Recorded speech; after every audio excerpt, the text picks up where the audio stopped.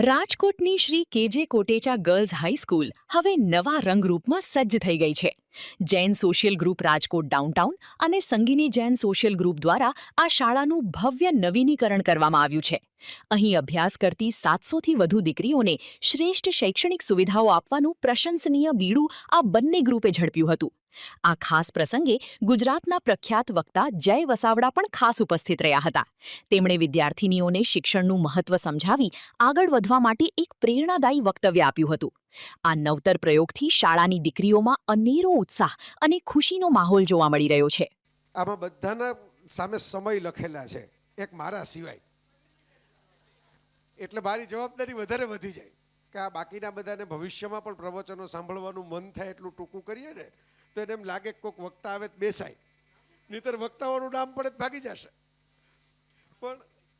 પણ બહુ મને આનંદ બહુ થયો કે તમે મને અહીં આમાં યાદ કર્યો. એટલે આ આખો ગોવર્ધન પર્વત ઉચકનારા તમે અને એક ગોવાળીઓ હું કે જે સામે ઊભો તો એને બાજુમાં બોલાવીને બેસાડી દીધો. પણ હું તમને કહી દઉં, તમારી સ્કૂલનો પાડોશી છું. મારું ઘર તો અહીંથી ચાલીને જઈ શકે, હું ચાલીને જ આવ્યો અહીં અને ચાલીને જ જવાનો છું પાછો. મને રાજુભાઈ કહેતા હતા કે તમને તેડી જાય, મેં કીધું મારી કાર લઈને હું નથી આવવાનો, કાર લઈને આવો તો મોડું થાય, એના કરતાં વહેલો પહોંચી જાઉં. તો હું તમારો પાડોશી છું. અહીં તો હું મતદાન માટે પણ આવી ચૂક્યો છું. અહીં વક્તૃત્વ સ્પર્ધામાં નિર્ણાયક તરીકે વર્ષો પહેલાં આવેલો. અને મને યાદ છે એક વખત એક ગાંધીજીનો એક કાર્યક્રમ હતો, એ ઘણો સમય થઈ ગયો એને, એમાં પણ આવેલો. એક અમે અહીં આ જ હોલની અંદર એક જગદીશભાઈ વિરાણી નામના એક સંગીતકાર ભાવનગરના ગુજરી ગયા, એમનો એક સ્મૃતિવંદનાનો કાર્યક્રમ જેમાં કવિ વિનોદ જોશી આવ્યા હતા ભાવનગરથી, એ કરેલો. એટલે તમારી સ્કૂલ સાથે આપણા મોદી સાહેબ જ્યાં જાય ત્યાં કહેતા હોય છે ને કે અમારા પુરાના નાતા હે, એમ પુરાના નાતા હે. અને કેટલા બધા મહાનુભાવો, બધાના નામ લઈશ તો આ મેં કીધું એમ પ્રવચન લંબાઈ જશે, એમાં 10 મિનિટ તમારે નામ લેવા પડશે. એટલા બધા મિત્રો મારી આસપાસ બેઠા છે, ખાસ કરીને ભીમાણી સાહેબ, દિનેશભાઈ, બધા દાતા પરિવાર આખા બધા આવ્યા છે. રાજુભાઈનો મને હજી યાદ છે, સુરેશભાઈ કોઠારી સાથે પહેલી વખત અમે જૈન સોશિયલ ગ્રુપના કાર્યક્રમમાં મળ્યા ને ત્યારે મને ખબર પડી કે હો, રાજકોટમાં આવા સરસ મજાના ડૉક્ટર મિત્ર છે. એ મને 35નો કહે છે, એ તો ખોટું છે, એ બધાને ખબર પડી જ જાય એમ છે. અને આ તો મતદાન મથક છે એટલે એ તો પહેલાં ખબર પડી જાય કે ઉંમર સાચી શું છે. પણ એમની ઉંમર વધતી જ નથી, દર્શનાબેનની વધતી નથી. આ બે સજોડે ઉંમર અટકાવવાનું પોઝનું બટન દબાવીને બેસી ગયા છે. પણ એમને જ્યારે મને વાત કરી તો મેં જે ખાલી તારીખો હતી કહી તો મને કહે કે આમાં તો અમારે પરીક્ષા છે એટલે અનુકૂળ નહીં આવે. તો મેં જોયું, મેં કીધું બાકીની અનુકૂળતા કરવામાં કદાચ આ મહિનો વીતી જાય પછી હું ન હોઉં તો આ ઠેલાયા રાખે. તૈયાર થઈ ગયેલું બિલ્ડિંગ હોય ને કામ ન થાય એવું તો કેમ ચાલે. એટલે મેં નક્કી કર્યું કે ચાલો મારે ટુ એન્ડ ફ્રો એક ટ્રાવેલ કરવું પડશે અમદાવાદ, તે નહીંથી અમદાવાદ, તો વાંધો નહીં, આ દિવસે હું આવી જઈશ.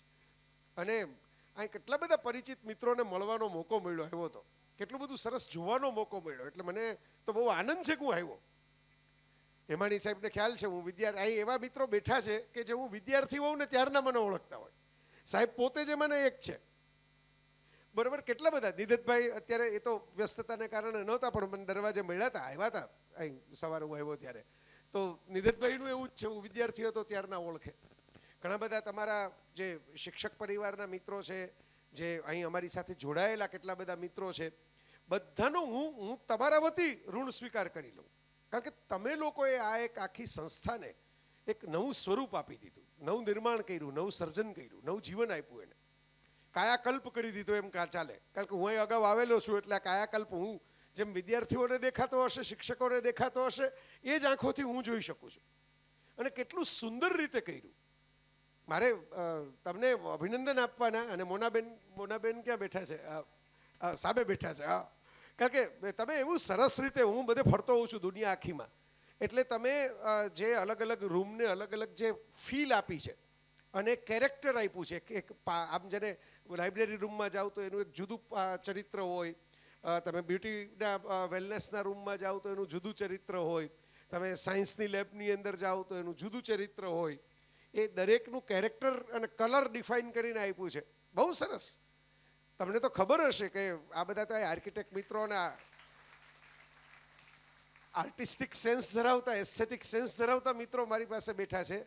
તમારો યુનિફોર્મનો જે કલર છે ને, વાયોલેટ કલર, બરાબર, લવન્ડર વાયોલેટ કલર કહેવાય, એ કલર ઓફ ધ યર છે 2026નો. તમે ગૂગલ કરશો, એઆઈને પૂછશો એટલે તમને કહેશે 2024 દર વખતે બહુ મોટી મોટી સંસ્થાઓ હોય છે આની પાછળ, જે દર વર્ષે એક કલર ટ્રેન્ડમાં લે કે આ વર્ષનો ટ્રેન્ડનો કલર, કે આખી દુનિયામાં આ શેડ અત્યારે સૌથી વધારે વપરાય છે. તો એમાં કલર ઓફ ધ યર તરીકે તમારો યુનિફોર્મનો કલર છે. એટલે એનો વિશેષ મને આનંદ થયો જોઈને કે વાહ, આ તમે તો ટ્રેન્ડની સાથે ચાલનારા લોકો છો બધા.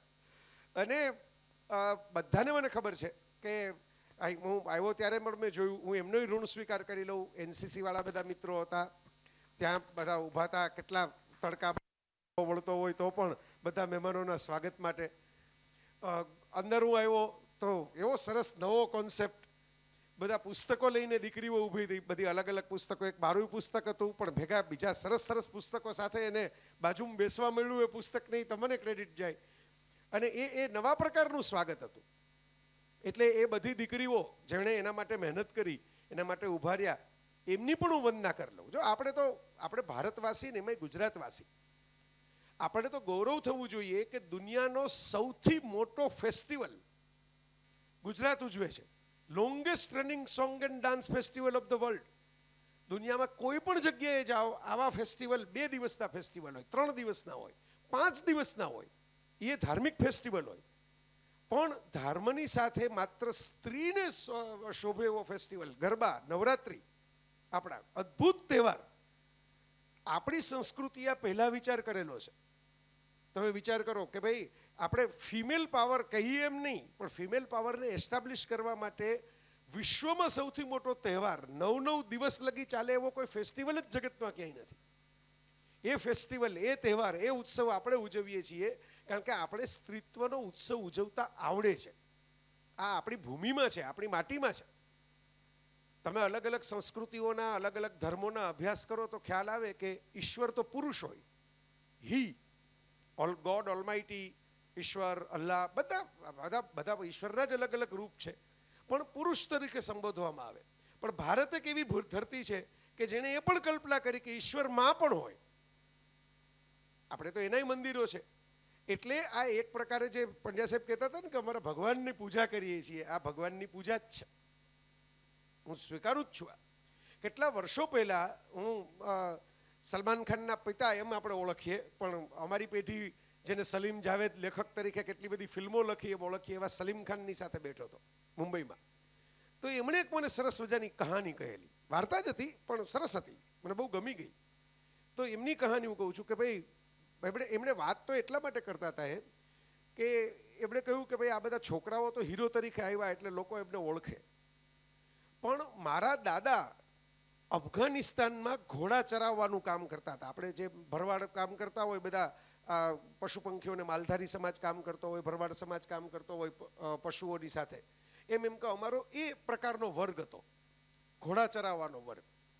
ત્યાંથી અમારા બાપ દાદાને એમ થયું કે ભારતની અંદર વિદ્યાલયો છે, ત્યાં શિક્ષણ છે, આપણે ત્યાં તો શિક્ષણ નથી. તો એ પગે ચાલીને આવ્યા. અફઘાનિસ્તાનનો નકશો તમે જુઓ અને ઇન્દોર જુઓ મધ્યપ્રદેશમાં, એ ઇન્દોર સેટ થયા. શું કામ? મજૂરી કામ કરીને કે આપણા છોકરાઓ ભણવા જોઈએ. એમાંથી એમ કે મારા દાદા ભણ્યા, એમણે મારા પિતાને અંગ્રેજી શિક્ષણ અપાયું. અંગ્રેજી શિક્ષણ અપાયું, મારા પિતા અંગ્રેજ સરકારમાં ઓફિસર થયા. એમણે મને શિક્ષણ અપાયું. હું શિક્ષિત થયો તો મેં વાંચતો વિચારતો થયો, એમાંથી મને વાર્તાઓ લખવાનો શોખ થયો. વાર્તાઓ લખવાનો શોખ થયો તો હું લેખક તરીકે ફિલ્મ ઇન્ડસ્ટ્રીમાં આવ્યો, અને એટલે આ છોકરાઓ છે એ ફિલ્મના હીરો છે. એની પાછળ શિક્ષણની, તાલીમની જે ભૂખ હતી એ છે અમારા કુટુંબની, કે ભાઈ ચાલીને જશું, હિન્દુસ્તાન જશું. શું કામ હિન્દુસ્તાન જશું? ત્યાંના થઈને રહેશું કે ત્યાં ભગવાન ભણવાનું આપે છે, વિદ્યા આપે છે, જ્ઞાન આપે છે. અને કહેતા એમણે એમ કીધું કે ભાઈ મારી પાસે એક કહાની છે કે ઉપરવાલે ને જબ દુનિયા બનાવી, ઉપરવાળાએ જ્યારે આ ધરતી પૃથ્વી બનાવી, વાર્તા છે પણ સમજવા જેવી છે, ત્યારે બધા ભગવાનોને એમણે જવાબદારી આપી કે હવે આ જો સૃષ્ટિ સરસ બની ગઈ છે, પશુ પંખીઓ છે, પાણી છે, વરસાદ છે, તડકો છે, બરફ છે, રણ છે, પણ હવે આમાં જવાબદારી તો કોકે લેવી પડશે બધાએ પોતપોતાની રીતે. આપણે સ્વર્ગમાં બેઠા રહીએ તો ધરતીને સ્વર્ગ કેમ બનાવશું? તો ધરતી ઉપર જવું પડશે બધાએ. તો લક્ષ્મીજી ચંચળ હોય એટલે રૂમઝૂમ કરતા પહેલા આવી ગયા, બરાબર, કે મને મન પડશે ત્યાં હું જઈશ અને મને મન પડશે ત્યાંથી પાછી જ આવતી રહીશ. એવું તમે છાપાઓમાં વાંચતા જશો. કે ક્યારે ક્યાં જતી રહે છે લક્ષ્મી અને ક્યારે ક્યાંથી પાછી આવી જાય છે. બરોબર, એવું વારંવાર થયા કરે છે. એક સમયે જેમની પાસે કરોડો રૂપિયા હોય એ કોર્ટની અંદર જઈને એવું કહી આવે કે ભાઈ મારી પત્નીના ઘરેણા વેચીનું તો વકીલની ફી ચૂકવું છું, એટલે હવે મારી પાસે રૂપિયા જ નથી દેવાના. આવું બને. પછી સરસ્વતીજી આવ્યા. સરસ્વતીજી એમ કીધું કે ભાઈ તમે ભગવાન આશીર્વાદ આપો ને ત્યાં હું જઈશ, તમારી ઈચ્છા હશે ત્યાં હું જઈશ, પણ એકવાર ગયા પછી તમે મને પાછી નહીં બોલાવી શકો. સચિન તેંડુલકર આજે રિટાયર થઈ ગયો છે. અમિતાભ બચ્ચનની ઉંમર 83 વર્ષની થઈ. તમે હમણાં જે મોરારી બાપુને સાંભળ્યા એમની 82 વર્ષની થઈ. બરાબર, આ બધા વિચાર કરો. કોઈ 80નું છે, કોઈ 82નું છે, કોઈ રિટાયર્ડ છે. લતા મંગેશકર ગુજરી ગયા ત્યારે 92ના હતા, આશા ભોસલે ગુજરી ગયા ત્યારે 92ના હતા. પણ આ બધા આપણને યાદ હોય છે કારણ કે એક વખત જેમને સરસ્વતી વિદ્યા જ્ઞાન મળી ગયું એ તમે પાછું લઈ શકતા નથી. ઈશ્વર પાસે પણ એવી શક્તિ નથી કે પાછું લઈ શકે. અને હવેનો યુગ મિત્રો એવો આવ્યો છે, એક યુગ એવો હતો કે જ્યાં મસલ પાવર ચાલતો હતો, શક્તિ, બળિયાના 2 ભાગ. બીજો યુગ જે આવ્યો એ એવો આવ્યો કે જ્યાં મની પાવર ચાલતો હતો, પૈસા હોય એ જ આગળ વધી શકે. હવેનો યુગ જે આવ્યો છે એની માઇન્ડ પાવરનો આવ્યો છે. જેની પાસે પ્રજ્ઞા હશે, બુદ્ધિ હશે, તેજસ્વીતા હશે, જ્ઞાન હશે, એની ભૂખ હશે, કુતૂહલ હશે, વિસ્મય હશે. કઈ આઇઝેક ન્યૂટન જન્મ્યા એની પહેલા સફરજન નીચે નહોતા પડતા, બધા ઉપર જતા હતા. ન્યૂટન વખતે જ નીચે આવ્યું એવું તો છે નહીં. પણ ન્યૂટનને સવાલ થયો કે નીચે કેમ આવે છે. સવાલ થયો તો એને જવાબ ગોતવાની મહેનત કરી. એણે પણ બચપણમાં સફરજન નીચે પડતું જોયું હશે, ત્યારે એને સવાલ ન થયો. આપણે જેમ કોરોના આવ્યો એમ ત્યાં પ્લેગનો રોગચાળો આવ્યો અને કોલેજો અને સ્કૂલો બધું બંધ થઈ ગયું. બ્રિટનમાં ગામની ખેતી હતી, ગામડે ગયા અને ત્યાં ઝાડ નીચે બેઠા, મૂળ ભણવામાં બધું આવતું હતું તો ભણવાનું મગજમાં ચરખો ચાલુ હતો. સ્કૂલ બંધ થાય, શિક્ષણ થોડું બંધ થાય. તો એમનું શિક્ષણ ચાલુ હતું મનમાં. એમાં એમને વિચાર આવ્યો કે નીચે આવે છે એમાં કંઈક પદાર્થ તત્વનું બળ કામ કરતું હશે, પછી તમારે હવે આ ભણવામાં આવે છે. એમને તો એ જીવતા હતા ત્યારે એવી હાલત થઈ ગઈ હતી કે એમણે શોધેલા નિયમો એમણે જ ભણવા પડ્યા, કારણ કે નિયમો માન્ય થઈ ગયા. પીએચડીનો જેવો અભ્યાસ કરતા હતા ટ્રિનિટી કોલેજ કેમ્બ્રિજમાં. પણ વિસ્મય થયું એમને. એમને એમ થયું કે આમ કેમ થાય છે. એમાં કોઈ બેકગ્રાઉન્ડ મહત્વનું નથી. ઘણા બધા લોકો મને એમ કહેતા હોય છે કે ભાઈ અમને જો આવા મોટા શહેરમાં પેદા થવાનું મળ્યું હોત ને, અમને આવી સ્કૂલ જો ભણવા માટે મળી હોત ને. આ તમારી સામે જ ઊભો છે જે એકેય સ્કૂલે નથી ગયો. હું તો મમ્મી પપ્પાની સ્કૂલમાં ભણ્યો છું. મારા મમ્મી એ જ મારી પાઠશાળા હતા. પપ્પા તો હજી ભણાવવા માટે બીજે જતા, એટલે નોકરી કરતા. એ રાતના મને વાર્તાઓ સંભળાવતા અલગ અલગ. તો ગોંડલ જેવું નાનકડું ગામ જે હજી એ સમાચારોની અંદર જાત જાતના અલગ કારણોથી આવે છે, બરોબર, એવા ગામની અંદર રહીને તમે 40 દેશોમાં કેમ ફરી શકો. મારી યાત્રાઓના સાક્ષી બેઠા છે એટલે હું તમને કહું છું. આ એમાની સાહેબ બેઠા, પૂછો એમને. બરોબર, એટલે સ્ટુડન્ટ તરીકે એ બધા સાક્ષી છે. એક બે જગ્યાએ એમણે જ મને મોકલ્યો હતો. ટાઈમ્સ ઓફ ઇન્ડિયાની એક કોમ્પિટિશન આવી હતી, લીડ ઇન્ડિયા. હું તો ગોંડલ હતો, તો એમનો ફોન આવ્યો કે મારી ઓફિસે આવો મળવા માટે, તમારા માટે કામ છે. અને હું ગયો ત્યારે મને કીધું કે આનું ફોર્મ ભરવાનું જ તમારે, આમાં તમે આગળ જઈ શકશો. તો આ બધી યાત્રા એટલા માટે થઈ કે પેલું વિસ્મય હતું, પેલી જ્ઞાનની ભૂખ હતી. તમારી જે લાઇબ્રેરી બની ને, બહુ સરસ મહત્વની હું વાત એક કાયમ કહેતો હોઉં છું કે હવેનો યુગ એવો છે મિત્રો કે જે રીડર નહીં હોય ને એ લીડર નહીં થઈ શકે. અત્યારે દુનિયામાં સૌથી વધારે પૈસા હમણાં જ મળ્યા, જેને સૌથી વધારે ઇલોન મસ્ક પાસે છે. શેર બજારમાં અહીં બધા વડીલો બેઠા છે, એમને ખબર હશે વોરન બફેટે 90 વર્ષની ઉંમર સુધીમાં જેટલા કમાણા એટલે ઇલોન મસ્કે 6 કલાકમાં કમાણા.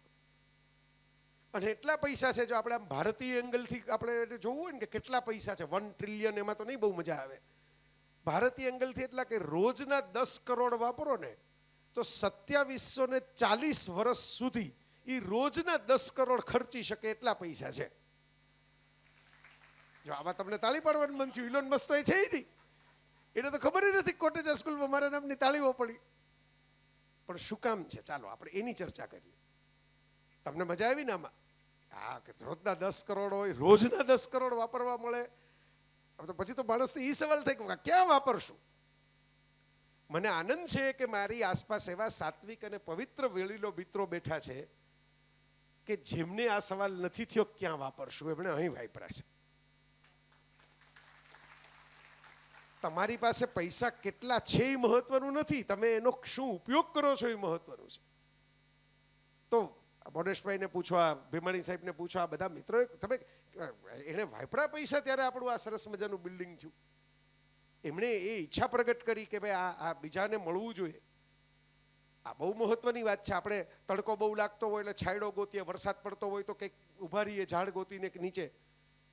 એ ઝાડ આપણે વાવેલા નથી હોતા, કોઈક વાવી ગયું છે, એ નીચે સહી નથી કરી ગયું, પણ આપણે એના છાંયડે આપણી ગાડી પાર્ક કરવા માટે મથામણ કરતા હોઈએ છીએ. ઓલી ગાડી નીકળી જાય ને તો આ છાયો છે ને ત્યાં હું મારી ગાડી રાખું, તડકામાં તપી ન જાય. આ કોઈક માટે કોઈક કરી જાય છે ને, એ જ માનવતા છે, એ જ માણસાઈ છે. તમે વિચારજો, શેરિંગ. જો પશુ પંખીઓમાં તમે પોપટને ટ્રેનિંગ આપી શકો. એક કોકો નામની ગોરિલ્લા ગુજરી ગઈ હતી, ગોરિલ્લા વાંદરી, કાળા રંગની કિંગકોંગ જે છે ને, એ ગોરિલ્લા પરિવાર, આપણે તો કઝિન થાય.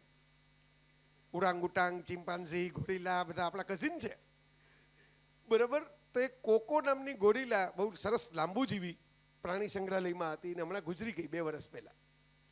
તો એ કોકોને તો લખતા વાંચતા આવડતું, એ ABCD ઉપર આંગળી મૂકી મૂકીને શબ્દો બનાવી શકતી. એની ટ્રેનર હતી જેન નામની, એને એ બોલાવતી, એની સાથે વાત કરતી, એને કંઈક ખાવાનું આપો ને એને મજા આવે એટલે GOOD ગુડ એમ આંગળી મૂકીને એમ કે ગુડ, મજા આવી, કારણ કે એને એનું બ્રેઇન વાયરિંગ ડેવલપ કરવામાં આવ્યું હતું અને થઈ ગયું હતું કુદરતી રીતે. એની ગ્રહણ શક્તિ સરસ હતી.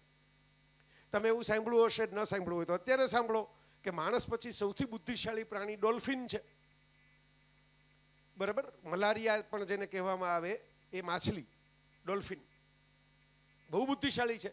વચ્ચે એક બેન ઇન્સ્ટાગ્રામમાં વિડીયો છે, એ સેલ્ફી લેવા ગયા બોટ ઉપર બેઠા બેઠા ડોલ્ફિન સાથે, અને મોબાઈલ પડી ગયો નીચે સેલ્ફી લેતા લેતા, કંઈક ધક્કો આવ્યો હશે તો મોબાઈલ ગયો પાણીમાં, તો એ ડોલ્ફિન પોતાના મોઢામાં મોબાઈલ લઈને એને પાછો આપી ગઈ. એનો વિડીયો છે. ડોલ્ફિનને થયું હશે કે આ ડિવાઇસથી આપણે કંઈ જરૂર તો છે નહીં, પણ આ જે કંઈક હાથમાં જેમનો હતો એને પાછો આપી આવીએ. એટલે એની એટલી ખબર પડે છે કે આના હાથમાં હતું, આ પાણીમાં આપણે એને પાછું આપી શકાય. એટલી બુદ્ધિ પશુઓ પાસે પણ છે. આપણે જે લોકો જોયું હશે કે શેરીનું કોઈ કૂતરું હોય એને બચપણથી આપણે રમાડ્યું હોય, ખવડાવ્યું હોય, તો એ પણ આપણને ઓળખી જાય છે. આપણે કહીએ આપણી ફિલિંગ સમજી જાય છે. આપણે મૂડમાં ન હોય તો એને ખબર પડે છે કે આ મૂડમાં નથી. શું પ્રશ્ન છે? પશુ પંખીઓ પોતાનું જ્ઞાન પછીની પેઢીને આપી નથી શકતા. આ મુશ્કેલી છે. મેં એક પોપટને થોડુંક બોલતા શીખવાડ્યું હોય, પણ એ પોપટ એના બચ્ચાને પોતે બોલતા નહીં શીખવાડી શકે, એ મારે જ શીખવાડવું પડશે. આ કોકો ગોરિલ્લા જે આટલું બધું ભણી ગઈ, એ કોકો ગોરિલ્લાના જે સંતાનો હતા એને ખબર નથી પડતી કે આ GOOD એટલે ગુડ એટલે સારું. એની માને જે ખબર હતી એ એના સંતાનોને આપી ન શકી. આ મર્યાદા છે સજીવ સૃષ્ટિની. તમે કોઈ ડોગને ડેવલપ કરી શકો, એને ઘણું બધું શીખવાડી શકો, પણ એનું બચ્ચું હોય તો એને તમારે એકડે એકથી શીખવાડવું જ પડે. એમને ચાલે કે એના મમ્મી પપ્પાએ શીખી લીધું તેને આવડી જશે. માણસ એક એવો છે આ પૃથ્વી ઉપર જેને અમૃતનું સંતાન કહેવામાં આવ્યો. તમે વેદ લઈને ઊભા હતા ને સવારમાં, તમારી લાઇબ્રેરીમાં છે ખરા. આ અમૃતનું સંતાન માણસ એટલા માટે છે કે મનુષ્ય પોતાનું જ્ઞાન છે ને એ બીજાને આપી શકે છે. આ લાઇબ્રેરીઓ એમાંથી ઊભી થાય છે, પુસ્તકો એમાંથી લખાય છે. આ વિડીયો બનાવવાના ખેલે ત્યાંથી શરૂ થયા, આ સોશિયલ પ્રોફાઇલે ત્યાંથી શરૂ થયા. કોઈ દરેક માણસ એમ થયું મારી પાસે છે એવું બીજા હારે શેર કરવું, બરાબર. આપણે મારે એવું ઘણી વાર થાય કે બહાર ગયા હોય, 5-6 ફોટા પડ્યા હોય, પછી રહી જાય ઉતાવળમાં, કંઈક કામમાં આવી રીતે પ્રવાસો થતા હોય, ઉપરા છાપરી પ્રોગ્રામો હોય, પછી કંઈક મહિના દિવસે ધ્યાન જાય ને તો આમ આપણને એમ થાય કે અરે આ ફોટો તો મૂકવાનો રહી ગયો, આ તો આપણે મૂક્યો જ નથી, સોશિયલ નેટવર્કમાં કોઈને દેખાડ્યો જ નથી. પછી એના માટે લોકોએ રસ્તા ગોઈતા, થ્રોબેક, એટલે જૂના ફોટા કાઢી કાઢીને પાછા મૂકે કે આ તો અમારો 3 વર્ષ પહેલાનો હતો, પણ હવે જુઓ હવે ટ્રેન્ડ બનાવે કે 2026માં 2016ના ફોટા ગોતી ગોતીને મૂકે. કારણ કે માણસને ફોટો પડાવ્યા પછી ફોટો પડાવવાથી રાજીપો નથી થતો, એ ફોટો બધા જોવે નથી રાજીપો થાય છે કે હા હવે જોયું બધાએ. હવે બધા એમાં લાઈક ના આવે પાછા નારાજ થઈ જાય. એ બીજી વાર એ શર્ટ પહેરે જ નહીં કે આવો શર્ટ પહેરો તો કોઈ લાઈક નથી કરતું, એમ આપણે બીજું ચેન્જ કરવો પડશે કલર.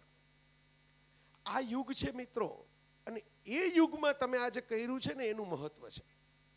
તમને જે ઇલોન મસ્કની વાતથી બહુ મજા આવી સાંભળવાની, એ ઇલોન મસ્કે એના ઇન્ટરવ્યૂમાં એમ કહ્યું છે કે મને સ્પેસએક્સ કે ટેસ્લા કે એવી બધી વસ્તુઓ ડ્યુરાલિંક નામની એક ચિપ બનાવે છે જેનાથી પેરેલિસિસ જેને થયું હોય, અંધાપો જેને આવ્યો હોય, એ વ્યક્તિ હોય ચિપને કારણે એનું બ્રેન કામ કરતું થાય ને એની દ્રષ્ટિ પાછી આવે, એના હાથ પગ પાછા કામ કરી શકે.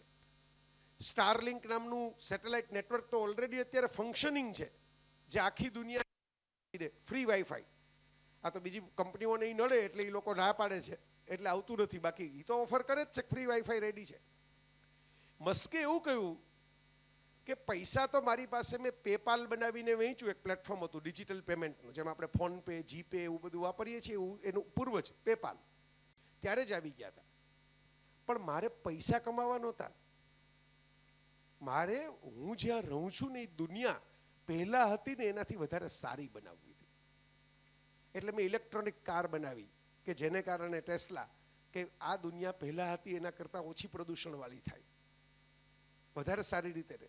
એટલે મેં સ્પેસએક્સના રોકેટ બનાવ્યા કે પહેલાં જે હતું, અહીં તમારે સરસ જે નવું બધું બન્યા છે ને રૂમ, એમાં સુનિતા વિલિયમ્સનો ફોટો છે, પણ એ સુનિતા વિલિયમ્સે પાછા લઈ આવવા માટે ઇલોન મસ્કનું રોકેટ હતું. નાસા પાસે પોતાનું રોકેટ કામ નહોતું કરતું, નાસાને બીક હતી કે અમારું રોકેટ ફંક્શન નહીં કરે ઉપર ગયા પછી, એટલે એને સ્પેસએક્સની કેપ્સ્યુલની મદદ લીધી.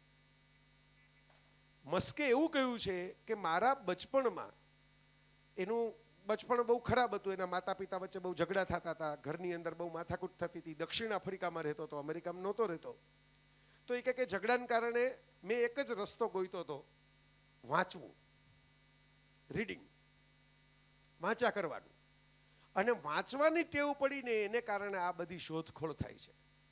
બીજા શબ્દોમાં કહું તો હવે એ યુગ આવી ગયો છે મિત્રો કે સરસ્વતીના તમે સંતાન થશો તો લક્ષ્મી આપોઆપ તમારા ઘરની અંદર ઠલવાતી જશે. આજે નહીં હોય પણ આવતીકાલે આવી જશે. જો આ જેટલા અબજપતિઓ ટોચના છે ને, માર્ક ઝકરબર્ગ જેણે આ બધા સોશિયલ નેટવર્ક બનાવ્યા, એના પિતા ડોક્ટર, એની બહુ સરસ મજાની પર્સનલ લાઇબ્રેરી છે. સ્ટીવ જોબ્સ હતા જેણે એપલ બનાવ્યું, એ પણ બહુ સરસ મજાના વાંચક હતા. તમે જેટલાનું નામ લેશો ડિજિટલ દુનિયાના મોટા મોટા મહારથીઓ, જેફ બેઝોસ જે બીજા નંબરે આવે અબજપતિઓમાં દુનિયાના, ઇલોન મસ્ક પછી, એમની કઈ કંપની છે Amazon.com, જેણે પુસ્તકો વેચવાથી શરૂઆત કરી હતી. એમેઝોન આવડી મોટી કંપની ત્યારે થઈ જ્યારે એને પુસ્તકો વેચ્યા. એટલે તમારી પાસે માત્ર લાઇબ્રેરી નવી નથી આવી, તમારી પાસે તમારા જીવનને શણગારવાનો પાસપોર્ટ નવો આવી ગયો છે એમ માની લેજો. જો તમે એનો ઉપયોગ કરશો સરખી રીતે. તમારે તો બે રૂમ બન્યા છે, રીડિંગના અને બ્યુટીના. જગત બે વસ્તુ જોશે, પણ ફિઝિકલ મેકઅપ છે ને એ તો સાંજ પડે ઉતરી જશે, બરાબર? એની વિદ્યાઓ છે, મેકઅપ ઉતારવાની વિદ્યા, જેમ મેકઅપ કરવાની વિદ્યા હોય ને એમ કે ભાઈ આ ઓઇલ લગાડો, આવી રીતે ફેસ વોશ કરો, આ સાબુ લગાડો. અને કેટલાક તો એટલો બધો મેકઅપ લગાડતા હોય કે એ બધું જ્યારે એ વિદ્યાઓ પૂરી કરે ત્યારે 2 કિલો વજન ઘટી જાય એમનું. તો એ વિદ્યા તો છે, પણ એ સાંજ 2 દિવસ ચાલે. હમણાં હું એક વેડિંગમાં ગયો તો મને ખાસ બતાવવામાં આવ્યું એ કે ભાઈ અમે એવો મેકઅપ ગોઈતો છે કે જેમાં કન્યા વિદાય થાય લગ્નમાં તો દીકરી રડવાની હોય, દીકરી રડે તો સારા વિડીયો ન આવે, એટલે એ રડે તો ખરી, હવે તો નેચરલ છે, એમાં તો થોડી ના પડે કે ભાઈ ના પિયરનું ઘર છોડો તો ત્યારે રડતા નહીં હો, આમ ડોળા ફાડી ફાડીને બધા સામે ઘોરકિયા કરજો, એવું તો કહેવાય નહીં. તો હવે એવો મેકઅપ શોધાણો છે કે 8 કલાક લગી તમે ગમે એટલા આંસુ પાડો, મેકઅપ ધોવાય જ નહીં, એવો ને એવો રહે, બરાબર? તો મને ખાસ બતાવો ભાઈ, જો આમાં ગમે એટલું રડશે ને તો મેકઅપ જાશે નહીં. જેમણે મેકઅપ કર્યો હતો ને બેન આવ્યા માટે ખાસ એ કહેવા માટે, તમે ખાસ જોજો, ક્લોઝઅપમાં જોજો, અમારો મેકઅપ એવો બનાવ્યો છે મેં કે આ જાશે જ નહીં, ભલે ગમે એટલું રડે. પણ કોઈ પણ મેકઅપ 1 દિવસે 2 દિવસે તો જશે, કરવો જોઈએ. સરસ દેખાવ, સરસ તૈયાર. રવિન્દ્રનાથ ટાગોર અને ગાંધીજીનો એક સરસ કિસ્સો છે. સૌંદર્ય દ્રષ્ટિ તો ભારતમાં તો સૌથી વધારે છે. આપણા શિલ્પકારોએ આપણા જે મંદિરો બનાવ્યા તો લોકોને આંખને ગમે એવી સરસ સરસ કોતરકામ કરીને બનાવ્યા. આપણા ભગવાનોની જે મૂર્તિઓ જૈન ધર્મમાં, બૌદ્ધ ધર્મમાં, હિન્દુ ધર્મમાં, દરેક ધર્મોની અંદર જે પ્રતિમાઓ બનાવવામાં આવી, કેવી સુંદર કંડારવામાં આવી છે. તમને એમ થાય કે જે તે શિલ્પીએ કેટલા વર્ષો આપ્યા હશે આ સરસ આંખ બનાવવા માટે, આ શરીર સપ્રમાણ બનાવવા માટે. આપણો દેશ તો સત્યમ શિવમ સુંદરમ, સત્યમ એટલે વિજ્ઞાન, જ્ઞાન, નોલેજ, સાયન્સ, શિવમ એટલે સ્પિરિચ્યુઆલિટી, હ્યુમેનિટી, માનવતા. આ બધા દાતાઓએ કર્યું ને શિવમ. કોઈ ઓળખાણ વગર, કોઈ સ્વાર્થ વગર. ભવિષ્યમાં જો મોરારી બાપુ એક વખત કથામાં રાજુભાઈ સરસ વાત કરેલી કે દાન એને કહેવાય કે સામો માણસ તમને એનું વળતર ન ચૂકવી શકે ને છતાંય તમે આપતા હો. બાકી તો સોદાબાજી છે કે હું તમને આ ચેક લખી દઉં છું, તમે મને પછી બાકીનું આ કરી દેજો, તમે મારો દસ્તાવેજમાં નામ ચડાવી દેજો. આ ખરા અર્થની અંદર શિવમ છે. અહીં જે થયું હોય આ બધા વડીલોનું હું વંદન કરું, એમણે શિવમનું કૃત્ય કર્યું. સત્યમ તો શાળા જ સત્યમ છે. સત્યનું જ્ઞાન, સત્યનું શિક્ષણ, એના માટે તો શાળા છે. તમે વિચાર કરો, આપણા દેશમાં તો એવી વાર્તાઓ થઈ, ધ્રુવની, પ્રહલાદની, સત્યકામ ઋષિની, કે જ્યાં સત્યને સૌથી મહત્વ આપવામાં આવ્યું. શિક્ષણ તો એ છે. સત્યકામ ઋષિની કથા તો તમને ખબર હશે. તો એમની માતાએ કીધું, એમના આ બાળકના પિતાનું નામ મને ખબર નથી, અને ગૌતમ ઋષિના આશ્રમમાં બીજા ઋષિઓ એમ કીધું કે તો અમે દાખલ કેવી રીતે કરીએ, એનરોલમેન્ટ ફોર્મમાં નામ શું લખવું? અને ગૌતમ ઋષિ ઊભા થઈને એમ કહ્યું કે આ બાળકની માએ આપણે ભણાવ્યા પછી પણ જે ન આપી શકીએ એ સંસ્કાર એને ગળથુથીમાં આપ્યા છે, સાચું બોલવાના સંસ્કાર. તો આપણે એનું નામ લખીએ અને આપણે એને અમર ઋષિ બનાવીએ. તો આવા આ સત્ય એ તો શાળા છે જ. શિવમ એટલે આ દાતાઓ છે. અને અહીં તમે તો એ ધ્યાન રાખ્યું કે હવે સુંદરમ પણ થાય. તમે જુઓ, તમારી લાઇબ્રેરીમાં એક ઓપન લાઇબ્રેરી છે, વચ્ચે વૃક્ષ હોય અને ફરતા બધા બેસી શકે. આ બધું યુરોપના મોટા મોટા શહેરોની અંદર જે કોન્સેપ્ટ હોય એ રાજકોટની અંદર કોટેચા સ્કૂલની અંદર આવ્યો છે. તમે વિચાર કરો, આ તો તમે પ્રિવિલેજ્ડ છો. અને હવે તો હું જોઉં છું, પહેલા તો કમ્પાઉન્ડ જ નથી હોતા એવી સ્કૂલો બને છે. આમ જાય, ઉપર જાય, આમ તો હોય જ નહીં કઈ. બરાબર. અને મારે કહેવું પડ્યું છે પછી કે પાર્કિંગમાં તમારું પ્રવચન ન ગોઠવો. કાલ ઉઠીને આગ બાગ લાગશે તો એમાં બાકીના બધા જતા રહેશે. મારું તો જે થવું હશે એ થશે. કારણ કે હોલ હોય જ નહીં. આ તમારી પાસે હોલ છે એવો હોલ જ ન હોય. સ્કૂલ 5 સ્ટાર હોય, ફી તગડી લેતી હોય, પણ હોલ બનાવવાનું ભૂલી ગયા હોય. ઘણા લાઇબ્રેરી બનાવવાનું ભૂલી જાય છે. જે નકામું હોય કંઈ બનાવવાનું જ નહીં. રૂપિયા જેમાંથી આવે એ જ બનાવવાનું. ક્લાસરૂમમાંથી રૂપિયા આવે એટલે એ બનાવવાનું. એટલે આ તો નિઃશુલ્ક છે. મને કીધું તું કાલે, હવે પૂછો, મને નવાઈ લાગી હતી. મેં કીધું ઓહો. તો મેં કહે કે હા, આટલો ખર્ચ છે એ તો એક સરકાર એક પ્રતિકાત્મક કહી શકાય એવી ટોકન ફી છે, 35 રૂપિયા. તો આ તમને હું કહું છું કે એટલે હું દુનિયા ફરીને તમને કહું છું કે આ બધી અમુક જે વસ્તુઓ છે એમાં સુંદરમ પણ છે કે આપણે કલર આવી રીતે કરીએ, આપણે દેખાવ આવી રીતે કરીએ, ડિઝાઇન આવી રીતે કરીએ. તો બ્યુટી એન્ડ વેલનેસ પણ છે. સૌંદર્યનો કોઈ વિરોધ નથી. ટાગોર અને ગાંધીજી, મેં તમને કીધું ને એમ, ભેગા હતા. ગાંધીજી કંઈ મેકઅપ કરે નહીં. તો જો તમે રૂપિયાની નોટમાં જુઓ તો મોઢામાં દાંત નથી, માથામાં વાળ નથી. તો એ ફોટો એવી જગ્યાએ છપાય છે કોઈ એની ઉપરથી કેરીનો છુંદો મૂકીને ખાય નહીં. બાકી તો ગમે એટલા ફોટા છપાડા હોય એની ગાંઠિયા મૂકીને ખાઈ જાય. આ એવી જગ્યાએ ફોટો છપાયેલો છે જ્યાં કોઈ ગાંઠિયો પડ્યા હોય તો બધા સાફ કરીને સરખો કરીને પાછો ખિસ્સામાં મૂકી દે. પણ એમની પોતડીમાં કોકના રૂપિયા રાખવાનું ખિસ્સુય નહોતું ને, એટલે રૂપિયાની નોટ ઉપર એમનો ફોટો છપાય છે. એમણે બીજાના રૂપિયા લીધા નથી, પોતાના હતા એ આપી દીધા એટલે છપાય છે. તો ગાંધીજીને તો કઈ આવો રસ પડે નહીં. રવિન્દ્રનાથ ટાગોર, ગુરુદેવ ટાગોર તો જરા કવિ જીવ હતા. તો એ તો અત્યારે જે અમિતાભ બચ્ચનથી માંડીને બધા શાલ લાખીને આમ ફરે છે ને, એ ટાગોરની બનાવેલી ફેશન છે, કુર્તો અને એની ઉપર શાલ. તો ગાંધીજી ટાગોરને શાંતિ નિકેતન સ્કૂલ, આ સ્કૂલ જ છે. ટાગોર એક બહુ સરસ મજાની સ્કૂલ બનાવેલી, વૃક્ષોની નીચે બેસીને ભણવાનું, જે તમે કરવાના છો અહીં આ સ્કૂલમાં, કેમ્પસમાં. કાલે જે વાત થતી હતી એ મુજબ એ ટાગોરે શાંતિ નિકેતનમાં કોન્સેપ્ટ કરેલો કે ઓપન ક્લાસરૂમ, દિવાલો વગરનો. વર્ગમાં જ સ્વર્ગ, એવું કહેતા કે વર્ગમાં જ સ્વર્ગ ન હોય. બરાબર. જ્યાં શિક્ષણ ત્યાં સ્વર્ગ. ખાલી દિવાલોમાં જ સ્વર્ગ છે એવું નહીં માની લેવાનું. તો ટાગોર પોતાની દાઢી કાંસકાથી ઓળતા હતા. એટલે ગાંધીજીને બહુ નવાઈ લાગી કે કવિ, તમે હવે આ ઉંમરે આ દાઢી ઓળવાનું શું મજૂરી કરો છો? ચાલો આપણે બહાર જવાનું છે. એટલે રવિન્દ્રનાથ ટાગોર હસતા હસતા કે બાપુ, તમે તો અહિંસામાં માનો છો ને? તો કે માણસ હિંસા ક્યારે કરે? જ્યારે દ્વેષ હોય. આપણી જૈન ધર્મની તો બહુ ઊંડી ફિલોસોફી છે આના માટે. કશાય માણસના મગજમાં દ્વેષ આવે, રાગ આવે, જે ક્રોધ આવે, બરાબર, આપણે જેને અંગ્રેજીમાં ફ્રસ્ટ્રેશન, ડિપ્રેશન કહીએ, એવી પરિસ્થિતિ ઊભી થાય ત્યારે માણસ ગુસ્સે થઈ જાય ને પછી હિંસક થાય. તો ટાગોર હસતા હસતા ગાંધીજીને કે પ્રસન્ન માણસ કોઈ દી હિંસા ન કરે, એ જતું કરે. મૂડમાં હોય ને તમે, આમ સરસ રિઝલ્ટ આવ્યું હોય, વેકેશન પડી ગયું હોય, બરાબર, આમ કંઈક તમારું સન્માન થયું હોય, સરસ મજાનો ભાગ ખવડાવ્યો હોય બધાએ, પછી ઘરે જતા હોય ને કદાચ કંઈક ભટકાઈ જાય ને તો આપણે એમ થાય કે વાંધો નહીં, ભલે જ થાય, તો આજે આપણે ક્યાં કંઈ માથાકૂટ કરવી, એમ કરીને નીકળી જાય. તો ટાગોર કે પ્રસન્ન માણસ હિંસા ન કરે. તો હું સરસ દેખાઉં, સારા કપડાં પહેરું, સરસ વાળ ઓળું, ચોખ્ખો થઈને દુનિયા સામે જાઉં તો મને જોઈને લોકો પ્રસન્ન થાય, તો એટલી અહિંસા સમાજમાં વધારે થાય. તો આપણે એવા દેખાવું કે જેને કારણે સમાજ હિંસક ન બને, સમાજ પ્રસન્ન થાય, ખુશ થાય, રાજી થાય. તો તમે તો એ ધ્યાન રાખ્યું છે, એનો રૂમ બનાવો. પણ યાદ એટલું રાખવાનું છે કે ફિઝિકલ મેકઅપ એક દિવસે કદાચ ઉતરે, ગમે એવા તમે સુંદર દેખાતા હો, પણ ઉંમર થાય તો વાળે જાય, ચહેરા ઉપર કરતલી પડે, બધું થાય, પણ મેન્ટલ મેકઅપ કોઈ દિવસ ખતમ થતો નથી. આ વર્ષો તમારું મેન્ટલ મેકઅપ કરવાના છે. આત્મવિશ્વાસ, નિડરતા, સાહસ, વિસ્મય, મદદ, પ્રેમ, અનુકંપા, કરુણા, આ બધા મેન્ટલ મેકઅપ છે. એ જતા નથી અને છેલ્લે એની સુગંધ જ બધાને દેખાતી હોય છે.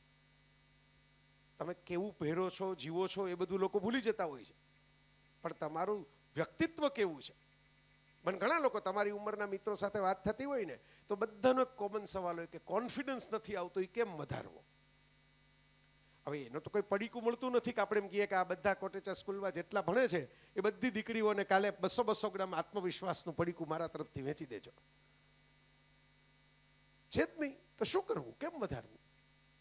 તો આત્મવિશ્વાસ વધારવાનો એકમાત્ર રસ્તો છે, જે બાબતમાં તમે પ્રેક્ટિસ, મહાવરો વધારો ને એટલો આત્મવિશ્વાસ વધારે હોય. હું રાજુભાઈને મારી આંખ રાતના 12 વાગે જઈને બતાવું ને કે ભાઈ આમાં આમ કંઈક ખટકે છે, એટલે રાજુભાઈ કંઈક ઉપાડ્યું, મોબાઈલની ટોર્ચથી જોઈ દે. એના માટે એણે પોતાની ક્લિનિકમાં બેસવાની જરૂર ન પડે, કારણ કે એમણે વર્ષો સુધી એ કામ કર્યું છે. બરાબર, પંડ્યા સાહેબને શિક્ષણનો કોઈ પરિપત્ર આવે તો એમાં શું કરવું એ નિર્ણય લેવા માટે કોઈને પૂછવાની જરૂર ન પડે, એમણે વર્ષો સુધી આ કામ કર્યું છે. બરાબર, જે લોકોએ રોલેક્સની અંદર કંઈક તમારે કોઈ આવે તો વર્ષો સુધીનો તમારો અનુભવ છે એટલે લિસ્ટેડ કંપની થઈ છે. આ બધા જ્યાં અનુભવ વધારે ને ત્યાં આત્મવિશ્વાસ વધારે. મને બોલવાનું કહો તો મારો આનો વર્ષોનો અનુભવ છે, મારો એમાં આત્મવિશ્વાસ વધારે. એમાંની સાહેબને તમે કોઈ એકાઉન્ટ ગોઠવાનું કહો તો એમાં એમનો આત્મવિશ્વાસ વધારે હોય, એમણે ચાર્ટર્ડ એકાઉન્ટન્ટનું કામ વર્ષો સુધી કર્યું છે. આ બધા, એટલે બધાનું હું તો ઉદાહરણ આપી શકું એમ છું, એટલા બધા મિત્રોને પરિચિતો છે. પણ સમજજો આ વાત, આપણા મમ્મી રોટલી ગોળ કરતા હોય તો રોટલી ગોળ જ થાય, ટીવી જોતા હોય તો રોટલી ગોળ થાય, ફોન આવે તો રોટલી ગોળ થાય, બે જણા વાત કરતા હોય તો રોટલી ગોળ થાય, કોકને ખીજાતા હોય તો રોટલી ગોળ જ થાય, કોકને ખીજાતા હોય રોટલી ચોરસ તો થઈ જાય. બરાબર, શું કામ? કારણ કે એમને રોજની પ્રેક્ટિસ છે વર્ષોથી. મને કરવાનું કહો તો ન થાય, મારી પ્રેક્ટિસ નથી એમાં. તો જે બાબતમાં આપણી પ્રેક્ટિસ વધારે હોય એમાં કોન્ફિડન્સ વધારે જ હોય. તો તમારે યાદ એ રાખવાનું છે કે તમારે ભવિષ્યમાં જે કારકિર્દી બનાવવી હોય, જે જીવન બનાવવું હોય, તમે એમ કહો કે ભાઈ અમારું તો પરિવાર એવો છે, અમારી પરિસ્થિતિ એવી છે કે આમાં ન પહોંચી શકાય, હું એમાંથી પસાર થયો છું એટલે મને ખબર છે. એવું જરૂરી નથી કે બધા જ બહારથી જે સુખી સંપન્ન દેખાતા હોય એ આર્થિક રીતે બધા ખરેખર સુખી જીવતા જ હોય.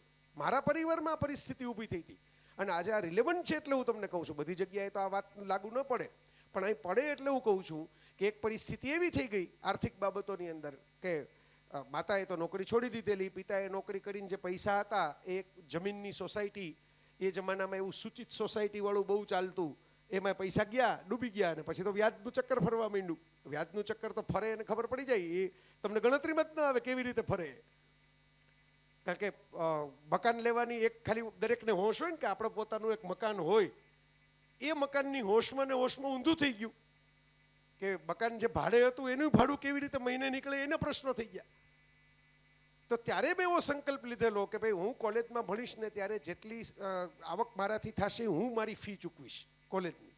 ઘરેથી નહીં માગું, ઘરની પરિસ્થિતિ મને ખબર છે, એમણે મને બહુ આપ્યું, તો હવે આ અત્યારની સ્થિતિમાં મારે કંઈક કરવું પડશે. મેં એવું પણ બનેલું છે કે સેકન્ડ હેન્ડ કપડાઓની રેકડી આવતી ત્યારે, હવે તો એ બંધ થઈ ગયું. હવે સ્ટોર પણ બની ગયા અમુક એવા કે જ્યાં તમને બહુ ઓછા ભાવના કપડાં મળે અને ઘણા લોકો આપે પણ છે, પણ ત્યારે રેકડીમાં વેચાતા.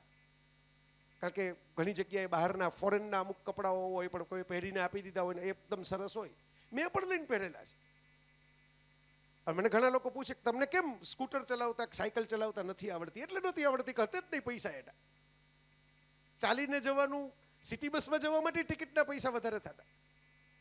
આ પરિસ્થિતિમાંથી જો હું તમારી સામે ઊભો રહી શકું હોઉં તો મેં એક સંકલ્પ લીધો કે જાતે આપણે થોડું ઘણું કમાશું ને એમાંથી આપણે આમાં જે કંઈ ફી ભરવાની હશે ભરશું. એમાંથી હું સ્પર્ધાઓમાં ભાગ લેતો થયો. કારણ કે વધારાની કમાણી ક્યાંથી થાય? આપણે ત્યાં તો ફોરેનની જેમ સમર જોબ્સ છે નહીં.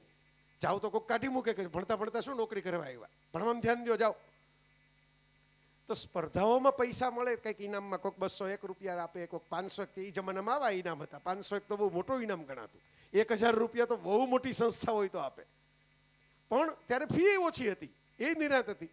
કોલેજ આખી ભણવું હોય તો 7000 રૂપિયાની ફીમાં અમે ભણી લીધી ધમસાણિયા કોલેજમાં.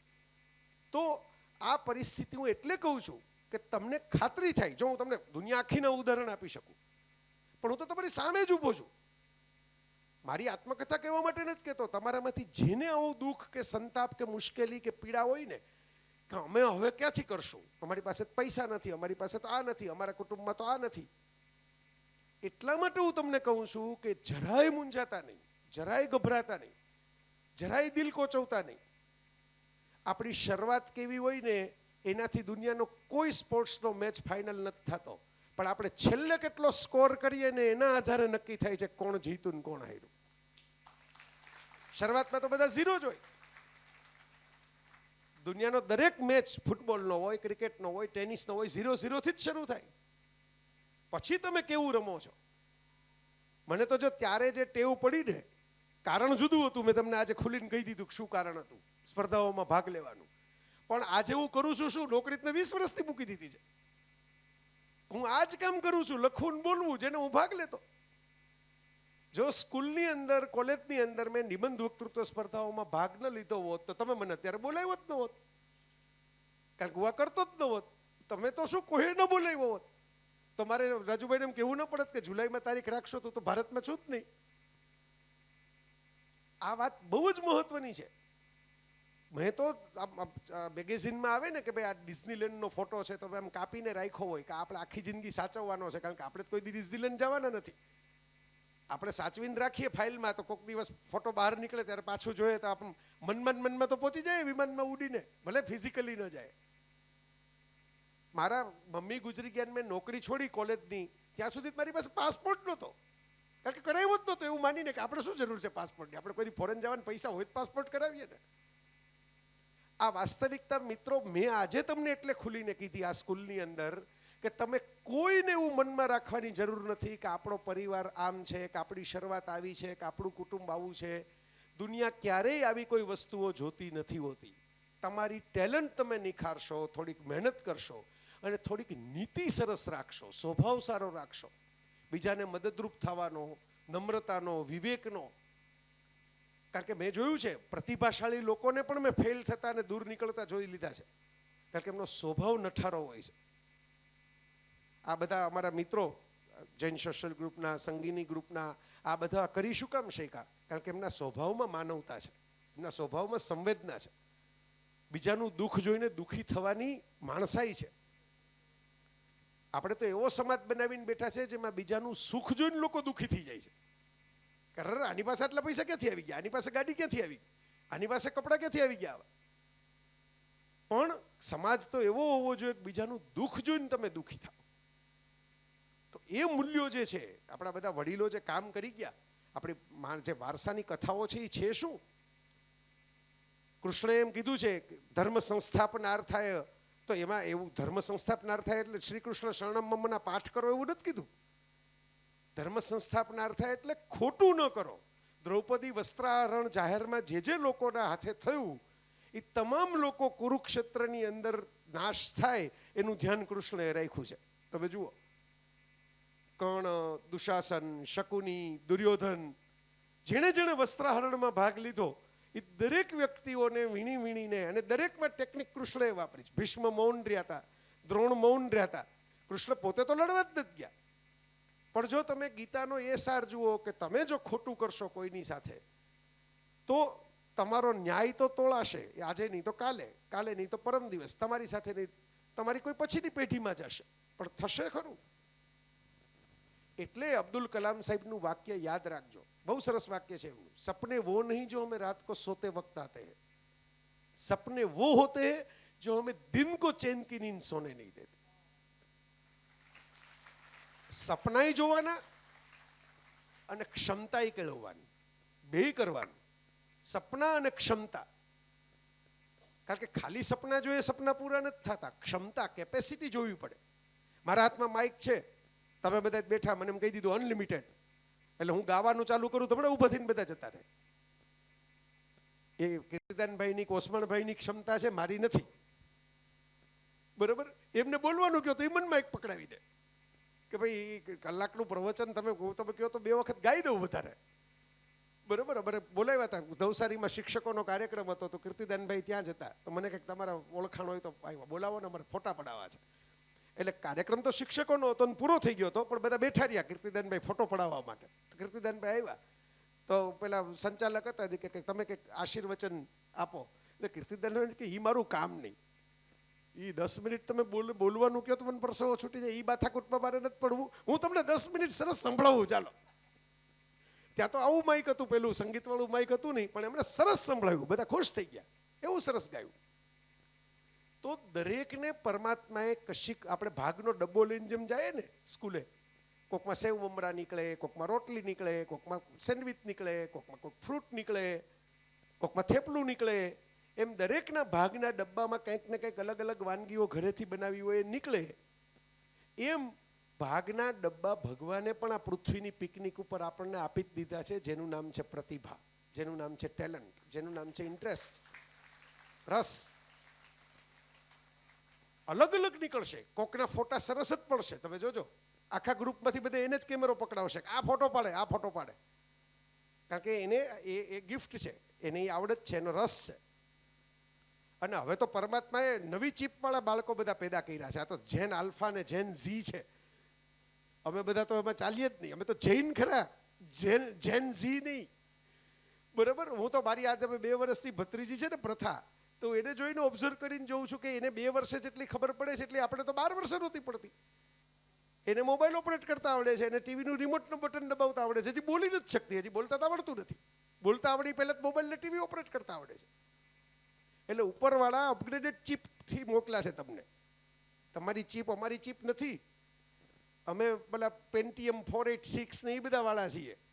બરાબર? ફ્લોપી ડ્રાઈવ, કોઈક આમાંથી ફ્લોપી ડ્રાઈવ વાળું હશે, કોઈક તો ઓડિયો કેસેટ વાળું હશે, ત્યારે ડ્રાઈવ જ નહોતી, કોઈક સીડી વાળું હશે. બરાબર? આ સામે છે એ તો ક્લાઉડ વાળા છે, એ કંઈ ડ્રાઈવ જ નહીં, ડાયરેક્ટ કનેક્શન, સીધો ડેટા. તો તમારી પાસે આ પરમાત્માની ગિફ્ટ છે, વધારે ગ્રહણ શક્તિ, વધારે સારી genetic mechanism. Don't lose heart. મારે તો તમને એટલું જ કહેવાનું છે, તમે આગળ વધવા માટે મૂંઝાતા નહીં. કોક તમને એમ કહે ને કે તમારા કુટુંબમાં કોઈ ભણ્યું નથી, તમે શું આટલી માથાકૂટ કરો ભણવા માટે?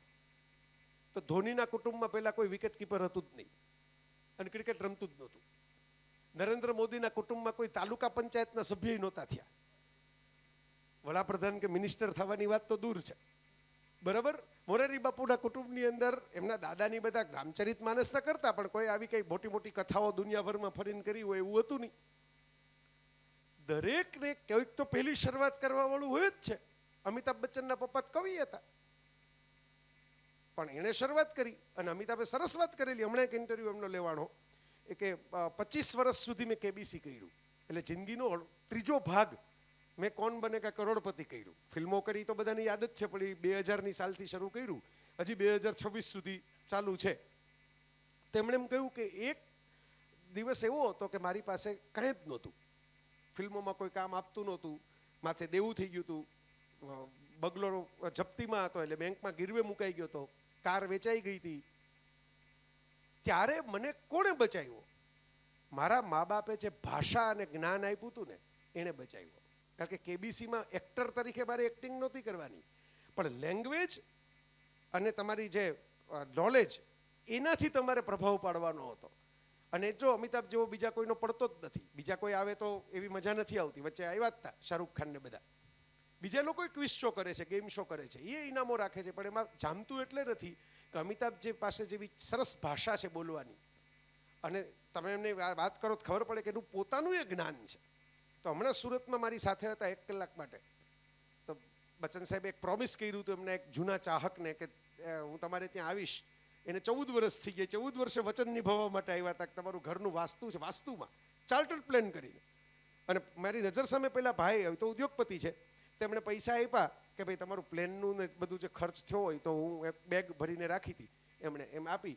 તેમણે ના પાડી कि ये मैं अपनी मर्जी से आया हूँ, अपनी मर्जी से आने का पैसा लूंगा तो आपकी मर्जी से आया ऐसा लगेगा. मैं हमने बाजू में उभा रहीने पूछूं कि आप इतनी लंबी करियर कर सके और 5 जनरेशन तक छाए रहे, उसका सीक्रेट क्या है? તેમણે જવાબ બહુ મુસ્કુરાઈને એક જ શબ્દમાં આપ્યો. સવાલ મારો એક લીટીનો હતો, જવાબ એક શબ્દનો હતો, અનુશાસન, ડિસિપ્લિન. અનુશાસન. કોઈ ટાઈમે આવવાનું કે તો ટાઈમે પહોંચી જવું, કોઈ બોલવાનું કે તો વ્યવસ્થિત તૈયારી કરીને બોલવું. મેં જોયું, મેં એમને મારા ગુજરાતીના પુસ્તકો આપ્યા, એક મીઠાઈનું બોક્સ આપ્યું. ખબર હોય કે કદાચ ખાશે નહીં કે વાંચશે નહીં, પણ આપણી એક કોઈ પણ વ્યક્તિને મળીએ ત્યારે એક શિષ્ટાચાર છે, તો મેં આપ્યું. આવું તો ઘણાને આપતો હોઉં છું, તો બધા લઈને આમ બાજુ મૂકી દે. કારણ કે કોઈકની યારે વાત કરતા હોય, એમાં સેલિબ્રિટી હોય તો એને ભાગે 2-4 બીજા માણસો બાજુમાં ઊભા હોય, એ જ લઈ લે તમારી પાસેથી. મૂળ વ્યક્તિ તો હાથ અડાડીને મૂકી દે. તમે છબી આપો તો છબી મૂકી દે. એમણે મેં પુસ્તકો આપ્યા, દરેકનું પૂછ્યું ये क्या है? એટલે મેં કીધું કે ये प्रीत की ये सुख હોય. तो इसमें क्या है? तुम કીધું प्यार के बारे में आर्टिकल्स है. अच्छा बराबर. पाना फेरवा बाजू में મૂક્યું. ये क्या है? तो मैं કીધું ये JSK है. ये कृष्ण है. तो देखा तो कृष्ण, कृष्ण के ऊपर है. तो मैं કીધું हाँ. पाना फेरवा, पेंटिंग જોયા, બાજુ में મૂક્યું. 5 પુસ્તકો એમણે શાંતિથી 2 મિનિટ પાના ફેરવી જોયા. મીઠાઈનું બોક્સ આપ્યું. ये क्या है? तो मैं કીધું हमारे राजकोट के पेड़े हैं. हाँ मैंने खाए हैं पहले. ओके दूध से बनते हैं. मैं કીધું हाँ दूध की मिठाई. આ ક્વેરી કોઈ નથી કરતું. શું કામ? હવે જો એ કદાચ પેંડા, એમની તો તબિયત એવી છે કે પેંડા ન ખાય, બરાબર, પણ એમણે શું કર્યું? સામી વ્યક્તિને રિસ્પેક્ટ આપવા માટે એમણે જે કંઈ આપ્યું એમાં રસ લીધો. જે રામે શબરીના બોરમાં રસ લીધો ને, એમણે રસ લીધો. તો હું તમને એમની વાત કરું છું.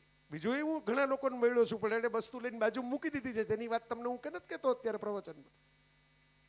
જે આપણામાં રસ લે ને એમનામાં આપોઆપ આપણને રસ પડે.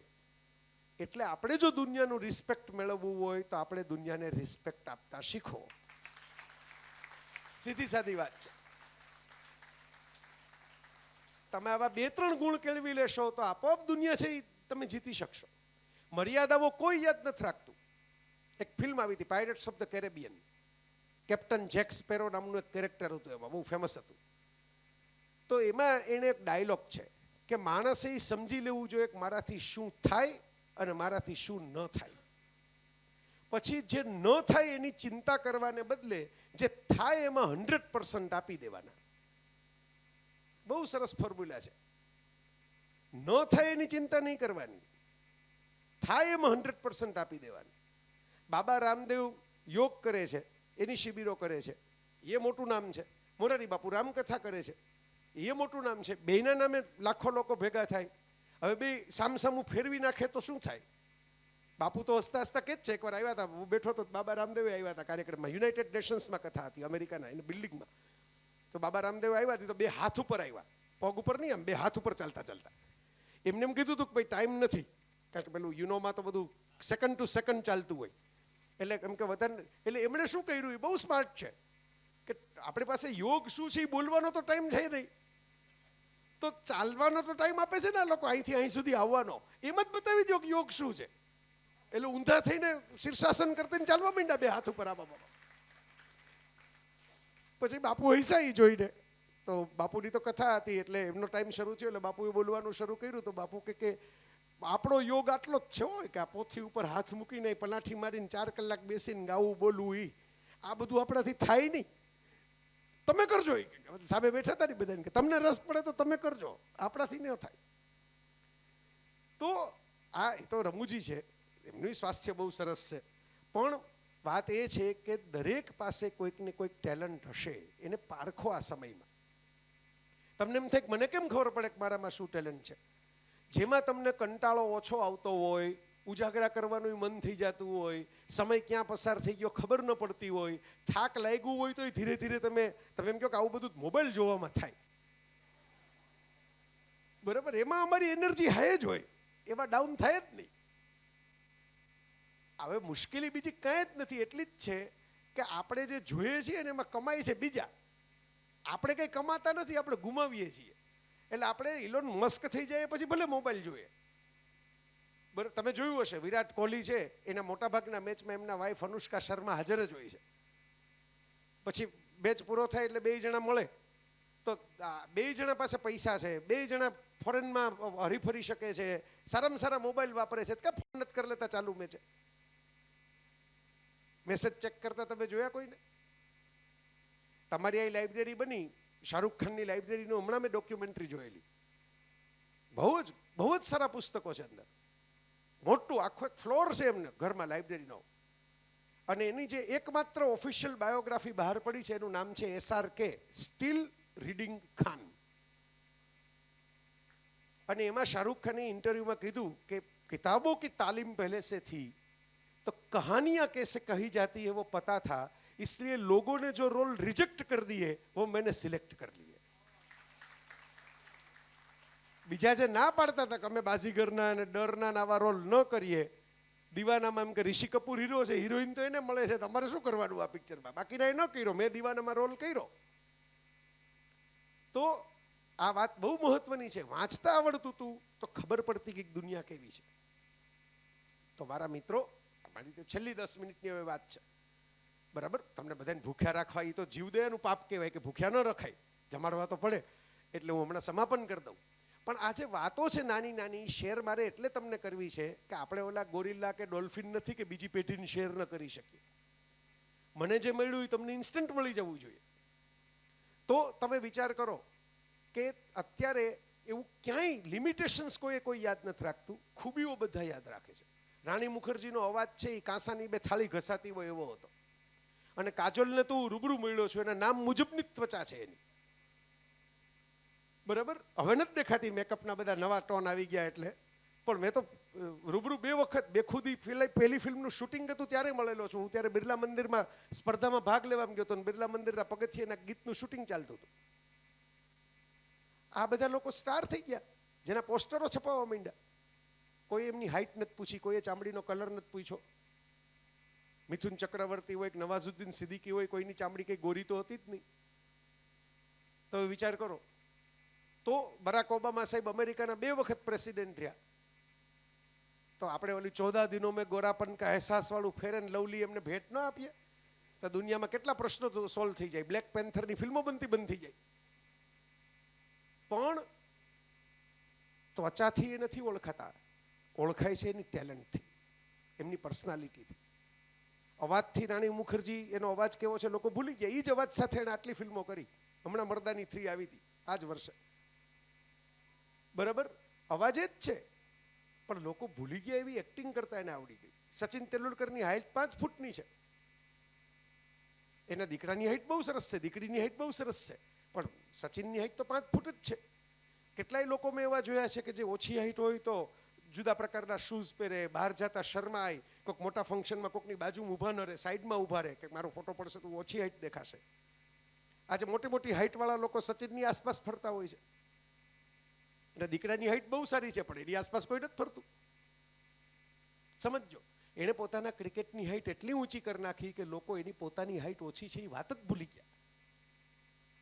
આ આપણે ઘરે લઈ જવાનો મેસેજ છે. આપણે મહેનત કરીને, આ તમારી પાસે થોડાક વર્ષો જે છે, મને ખબર છે કે તમને જલસા પાર્ટી કરવાનું બહુ મજા આવે. આપણે ધ્યાન એટલું જ રાખવાનું છે કે હું ઘણીવાર કોઈ પાર્ટીમાં ફંક્શનમાં જાઉં ને તો કોઈક બર્થડેની પાર્ટી હોય, કેક લઈને બધા આવે, પછી પેલા બધા હોટલના વેઇટરોને એમ કહેવામાં આવે કે આ બધી પ્લેટ લઈ લ્યો, આ સાઈડમાં રાખી દો, બધા કેક કાપીને પછી એને એમ કે આ બધાને સર્વ કરી દો. ત્યારે મને એવો વિચાર આવે કે આ બધા લોકોને પણ તેના જન્મદિવસ હશે, એમણે તો રોજ કોકના કોકની કેકની પ્લેટ ઉપાડવાની છે, કોકની પ્લેટ આપવાની છે. એમનો તો જન્મદિવસ આ હોટલમાં રોજ હોવા છતાં કોઈ હોટલમાં નથી ઉજવવાનું. શું કામ? કારણ કે જ્યારે એમણે ભણવાનો સમય હતો ત્યારે ભણવાને બદલે એક બીજી આડીઅવળી પ્રવૃત્તિઓ કરી. એટલે હવે તમારે કોકના બર્થડેની કેક કાપીને કોકને ખવડાવવી પડે છે, જેનો એક ટુકડો તમને મળતો નથી. This is a precious time. આ બહુ કિંમતી સમય છે તમારો. આ 5-7 વર્ષ તમે જો ઊંડા ઉતરી જશો ને ભણવામાં, જ્ઞાનમાં, તપસ્યામાં, વ્યક્તિત્વ નિર્માણમાં, ચરિત્ર નિર્માણમાં, તો આવતીકાલ તમારી જ છે. પછી પાર્ટી કરજો, પછી કેક કાપજો, પછી મજા કરજો, પછી આપણા પૈસે જલસા થતા હશે ને તો એની મજા જુદી છે. હું ઘણીવાર ઘણી જગ્યાએ કહેતો હોઉં છું કે મા બાપ સિવાય આ જગતની અંદર, અને થોડાક ગુરુજનો ખરા કારણ કે જે ધ્યાન રાખતા હોય એવા શિક્ષકો, એના સિવાય આ જગતની અંદર તમારા માટે કોઈ કાંઈ મફત કરવાનું નથી. અને જો કોઈ કરે તો એ તમને ભવિષ્યમાં ઉલ્લુ બનાવવાનું છે, એ યાદ રાખજો. તમને કોઈ એમ કે હવે હું મફતમાં પિક્ચર બતાવું તો સમજી લેવાનું કે મફતની કિંમત ડબલ વસૂલ થશે. આ હકીકત છે, વાસ્તવિકતા, જીવનની કડવી આવી વાસ્તવો આપણે કરતા નથી, પણ આ મહત્વની છે. વાલ્મીકી રામાયણ જેવા આપણા પ્રાચીન ગ્રંથમાં સીતાજીનું એક સરસ વાક્ય છે. જ્યારે એમને કહેવામાં આવે છે કે ભાઈ તમે રાવણને ત્યાં રહ્યા, પેલી અગ્નિ પરીક્ષા વાળી ઘટના, ત્યારે વાલ્મીકી ઋષિએ, એ તો સીતા તો એમની ઘરે રહ્યા હતા, એમને તો વધારે પરિચય હોય, સીતાના મુખેથી એવું કહેવડાવ્યું છે કે હું સ્ત્રી છું, શારીરિક રીતે કદાચ વધારે જોરાવર, જેમ કે રાવણ વધારે તાકાતવાળો હતો શારીરિક રીતે, એટલે તો અપહરણ કરીને લઈ ગયો. શારીરિક રીતે વધારે તાકાતવાન પુરુષ બળજબરીથી મારા શરીરને સ્પર્શ કરી શકે, પણ એ મારા હૃદયને એની તાકાતના જોરે સ્પર્શી ન શકે, એટલે રાવણ મારી નજીક ન આવી શકે. એને ખબર છે કે આ શરીર હું પકડી શકીશ, પણ આ મન હું પકડી નહીં શકું. આ પણ આપણે ખીલવવાનું ને કેળવવાનું છે. આપણી મરજી વિના કોઈ આપણું શોષણ કરી નથી શકતું. હું આટલા વર્ષોથી જે દુનિયા જોઈને એના આધારે હું આ તમને કહું છું. ક્યાંક ને ક્યાંક આપણે મૂંઝાઈ જાય, ડરી જાય, આપણે એમ થાય કે બોલાય નહીં. મેં એવું જોયું છે કે બહુ ભણેલા, અતિશય સમૃદ્ધ કુટુંબના એવા વ્યક્તિ બોલી નથી શકતા, ખચકાય. એના કરતાં બસની અંદર આપણા કોઈક એવા બેન જતા હોય ને, ખેતમજૂરી કરતા હોય કે દાંતણ વેચતા હોય કે માથે ટોપલો લઈને જતા હોય, એ કંડક્ટર છૂટા પૈસા ન આપે ને તો આખી બસને સંભળાય એમ બોલે.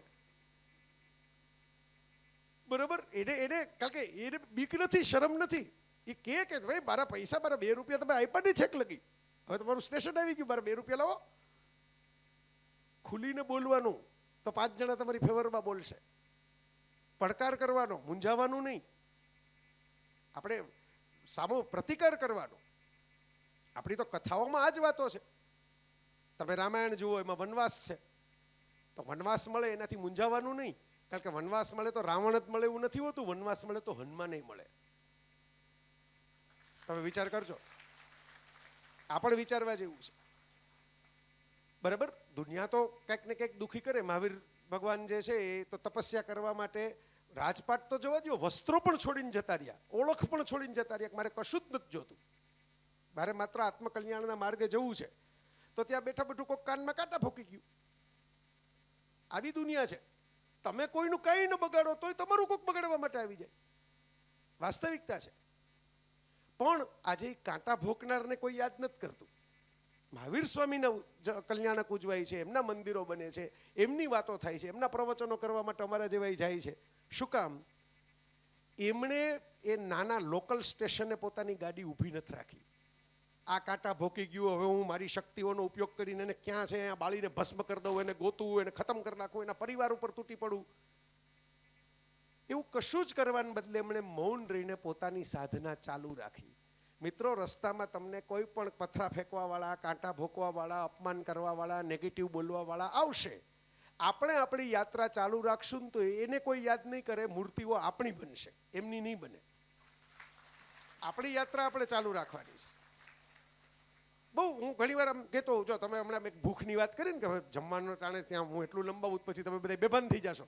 પછી એમ કહે છે કે કોટેચા સ્કૂલમાં તો કોઈ કુપોષણથી પીડાતી દીકરીઓ છે જે પ્રવચન સાંભળતા સાંભળતા મૂર્છિત થઈ ગઈ. તો એવું મારે નથી કરવું. પણ આપણે જે જમીએ તમને ખબર જ છે, શરીર તો ગ્લુકોઝની ભાષા સમજે છે, એમાંથી ગ્લુકોઝ લઈ લે. સાયન્સ એવું કહે છે. અહીં એવું બધું તમારી લેબમાં હું જોઈ આવ્યો, બધા મોડલ રાખ્યા છે. તો સાયન્સ મુજબ તમારું ગ્લુકોઝ બધો લઈ લે એટલે શરીર એનર્જી લઈ લેશે, બાકીનો બધો કચરો એ કાઢી નાખશે. જેને આપણે કહીએ પ્રેશર આવ્યું. ઘણીવાર સ્કૂલમાં મોડા થાય ત્યારે આ પરમેનન્ટ બહાનું હોય, બરોબર, કે ભાઈ મને ઝાડા થઈ ગયા એટલે મારાથી ન થવાતું, બરોબર. અમે નાના હતા ત્યારનું ચાલે છે. બધા સ્માર્ટ છોકરાઓ હોય. એક આમ ટીચર ભણાવતા હતા તો ટીચર એમ કીધું કે જે મારા સવાલનો સાચો જવાબ આપશે ને એને આજે વરસાદ પડે છે ને તો બહાર રમવા વરસાદમાં જવાની પહેલી છૂટ આપીશ. એટલે કોઈક મારા જેવો અળવિત્રો હતો, એને દફતરનો સીધો બારી ખુલ્લી હતી ને એમાંથી ઘા જ કરી દીધો બહાર. એટલે ટીચર ખીજાણા, કોણ હતું ઈ, કોણે ફેંક્યું ઈ દફતર? એટલે એનો વિદ્યાર્થી ઊભો થયો, મેં. તમે સવાલ પૂછ્યો, મેં જવાબ આપ્યો, જવાબ સાચો છે, હું જાઉં છું રમવા. આવા હોય બધા.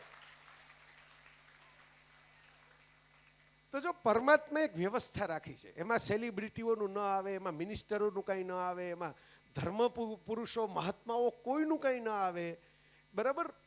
બે પ્રેશર આવે આપણે કુદરતી હાજતના તો ભાગવું પડે, બરાબર. કારણ કે એની સ્વિચ આપણે પાસે નથી આપી. નહીતર ઘણા અમારા જેવા તો એ સ્વિચ બંધ કરીને 5-5 કલાક હલાવે, પણ એની સ્વિચ પરમાત્માએ આપી જ નથી કે એ સ્વિચ તમે બંધ કરી શકો. શું કામ તમને ખબર છે? એની પાછળ સાયન્સ છે. ટોક્સિસિટી, કચરો શરીરમાં રહેવો ન જોઈએ. પૂછો ડોક્ટરોને. એના માટે તો ડાયાલિસિસના મશીન શોધાણા, એના માટે એનીમાં શોધાણું, કેટલી બધી શોધખોળો થઈ. કોઈ પણ પ્રકારની ટોક્સિસિટી, કચરો આપણું શરીર સાચવતું નથી. એ કોઈને કોઈ રીતે બહાર ફેંકવાનો પ્રયત્ન કરે છે. આપણને કણું પડે તો આંખ લાલ થઈ જાય છે, ફાંસ લાગે તો આંગળી લાલ થઈ જાય છે, કારણ કે શરીર હુમલો કરે છે ત્યાં કે આ કચરો આગળ ન વધવો જોઈએ. તો જેમ શરીર 24-48 કલાકે એનર્જી ચૂસીને બાકીનો બધો કચરો સાફ કરી નાખે છે, એમ તમારું કોઈ પણ ખરાબ બોલે, નેગેટિવ બોલે, વિરોધ કરે, તમારું અપમાન કરે, તમને આમ જેને કહેવાય એ પ્રેરણામાંથી નિરાશ કરે, ત્યારે તમારે પણ યાદ રાખવાનું કે ઉપરવાળાએ શરીર માટે જે સિસ્ટમ રાખી છે એ આપણે મગજ માટે રાખવી. 24 કલાકે સાફ. મીઠાશ રાખવાની, એનર્જી રાખવાની, બાકીનું બધું સાફ, ફ્લશ ગયું. પ્રેશર તો આવે, પ્રેશર આવે તો જ બધું ખીલે ને. આ તમે જેટલું આ બધું વૃક્ષો ને બધું જે કરો છો, બરાબર, એ માટીમાં રાખવાને બદલે સોનાની થાળીમાં કેમ નથી રાખતા? એક દાતાને કહો ને કે ચાંદીની થાળી આપે, એમાં આપણે વૃક્ષ વાવીએ. તમને ખબર છે કે સોનાની, ચાંદીની, હીરાની થાળી લઈ આવો તો એમાં વૃક્ષ ઉગે જ નહીં.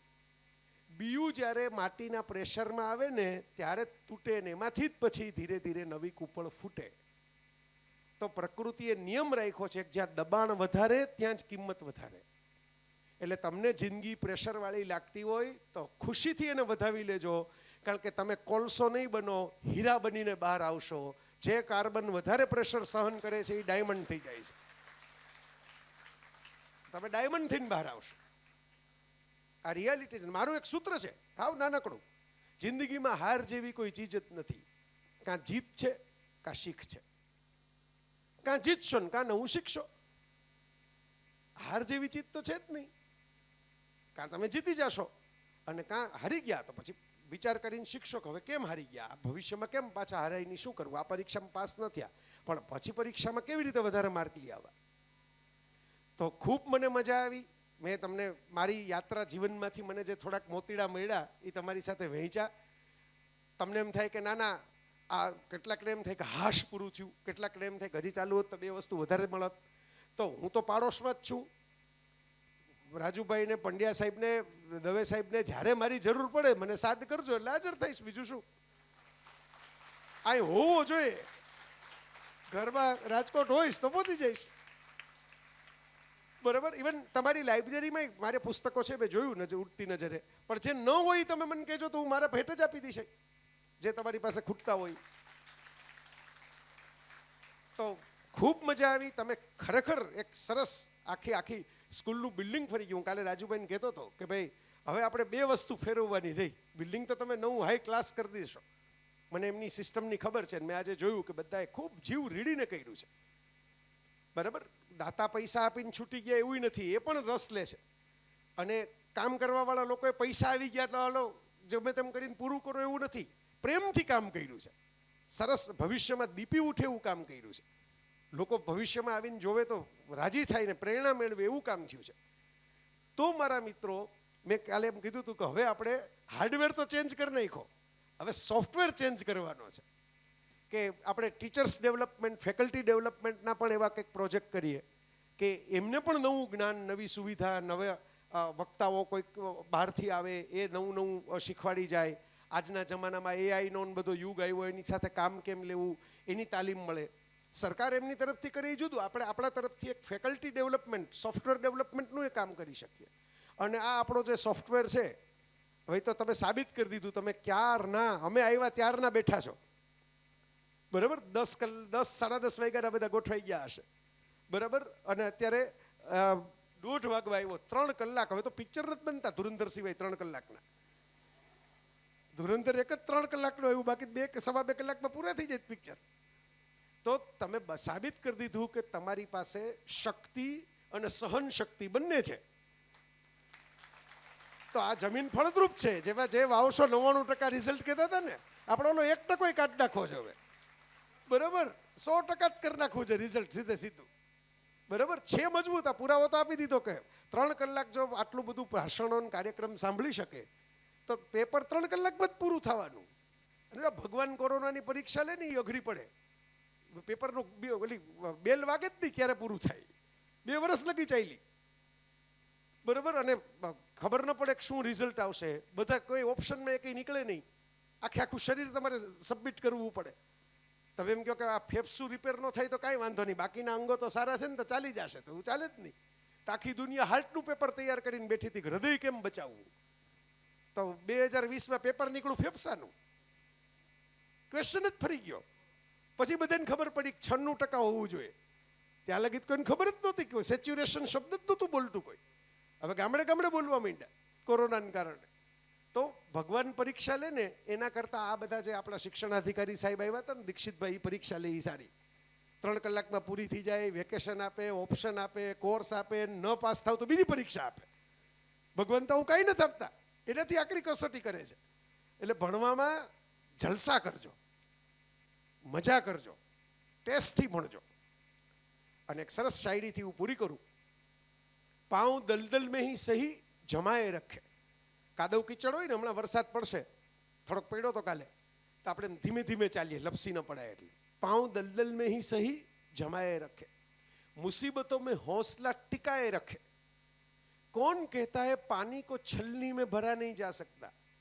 કાણાવાળી ચાણીમાં પાણી ભરીને કેવી રીતે આપો? છલની એટલે ચાણી. બર્ફ જમને તક ધૈર્ય બનાએ રખે. બુદ્ધિ વાપરો.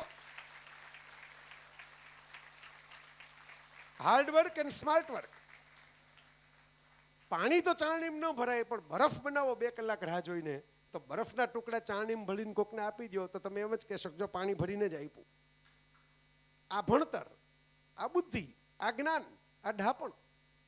ટમેટું ફ્રૂટ છે એવું તમારે ભણવામાં આવશે, પણ ફ્રૂટ સલાડ બનાવો તો ટમેટું ન ખાય એ તમારા દાદીમાને ખબર હશે, ભલે ભણ્યા ન હોય. કારણ કે દૂધમાં ટમેટું નાખો દૂધ ફાટી જાય. તો અમુક વસ્તુઓ પ્રેક્ટિકલથી આવે અને અમુક વસ્તુઓ થિયરી, જ્ઞાનથી આવે. બેયનો સંગમ થાય ત્યારે આપણી પ્રતિભા, તેજસ્વીતા ખીલે. તો તમને બધાને ખૂબ ઝળહળ થવાની શુભકામના. હું તો એવી પ્રાર્થના પરમાત્માને કરીને અહીંથી આ વિરમું છું કે એક દિવસ એવો આવે કે આ સામે બેઠેલી દીકરીઓમાંથી કોઈ દાતા બનીને, જેમ દીપાલીએ કર્યું કે જે મારી સ્કૂલ, મારે એના માટે કંઈક કરવું છે અને એણે કર્યું, એમ આ બેઠેલી દીકરીમાંથી કોઈ દીપાલી પેદા થાય. એ અહીં ગોઠવાય કે ભાઈ હવેનું જે એક નવું થિયેટર બનાવવાનું છે એ હું બનાવી દઈશ. બરાબર. આ દીકરીમાંથી કોક આવે કે પછી રાજુભાઈ કે હવે જય વસાવડાને ક્યાં તારીખો લેવા માટે ફોન કરવા. હવે અમારી દીકરી જ છે આટલી સારી સ્પીકર, એને જ ન બોલાવી 1 કલાક માટે. આ દીકરીમાંથી કોઈક એમ આવે કે ભાઈ પંડ્યા સાહેબ એને એમ કે હવે નેક્સ્ટ પ્રિન્સિપલ તારે થવાનું છે, તારે આ સ્કૂલ હવે બાકીની જનરેશન સુધી લઈ જવાની છે. આવી બધી દીકરીઓ આમાં છે જ આવા બધા. બરાબર. અને કોક એવા સારા ડાન્સર કે સિંગર થશે જે પરફોર્મ કરવા માટે આવશે કે ભાઈ ચાલો તમે એન્ટરટેનમેન્ટ પ્રોગ્રામ કરો તો ગાવા આવીશ. બરાબર, હું ગરબાની કોચિંગ કોરિયોગ્રાફર તરીકે આવીશ. તો દરેક પાસે કંઈક કંઈક પડેલું છે. એ તમારી આ મૂળિયા, તમારી સ્કૂલ, તમારી પતંગ ઊંચે જાય ત્યારે તમારી આ ફિરકીને ભૂલતા નહીં. જ્યાંથી માંજો આવતો હતો ને તો તમારી પતંગ આકાશમાં ઊંચે ગઈ. Thank you.